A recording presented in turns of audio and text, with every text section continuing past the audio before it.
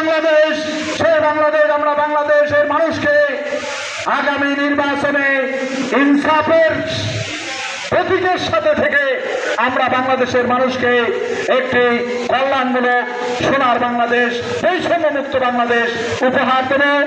আসুন আমাদের আজকের এই সম্মেলনের আলোচনা সভার একটাই কথা হোক যে আর আলোচনা নয়, এবার হবে অধিকার আদায়।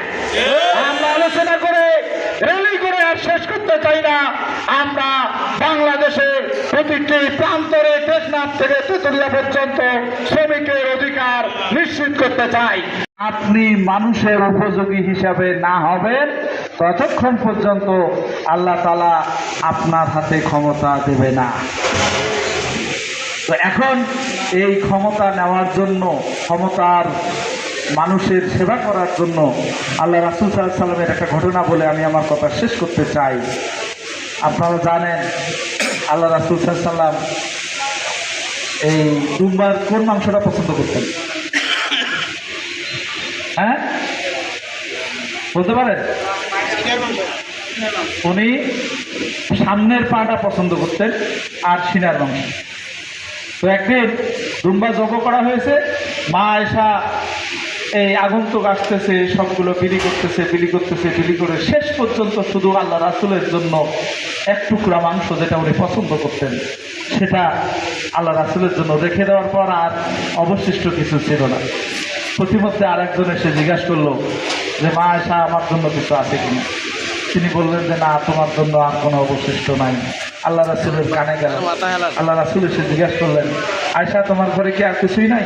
বলে, ইয়া রাসূলুল্লাহ, আছে। আপনি যেটা পছন্দ করেন শুধু অতটুকু আপনার জন্য আছে। ওইটা তাড়াতাড়ি তাকে দিয়ে দাও। এইটা দেওয়ার মাধ্যমে, এতক্ষণ এটা আমার ছিল, এইটা দেওয়ার মাধ্যমে আমার আখিরাতের সম্পদ বৃদ্ধি পাবে।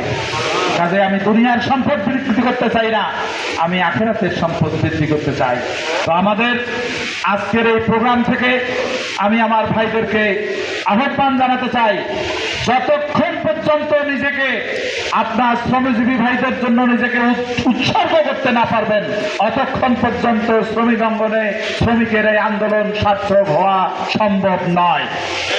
আমরা আমাদের অন্য ভাইদেরকে যদি প্রাধান্য দিতে পারি, তার অধিকারকে যদি প্রাধান্য দিতে পারি, আমরা যদি আমাদের সর্বোচ্চ ত্যাগটা মাঠে ময়দানে আমরা তুলে ধরতে পারি, তাহলেই কেবল আমাদের আজকের মে দিবসের, শ্রমিক দিবসের এই আলোচনা সার্থক হবে।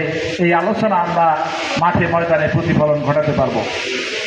তো আপনারা দীর্ঘক্ষণ থেকে আজকের এই মে দিবসের আলোচনায় র্যালিতে অংশগ্রহণ করছেন। আমার পক্ষ থেকে আপনাদের সকলকে আমি অভিনন্দন এবং মোবারকবাদ জানাচ্ছি।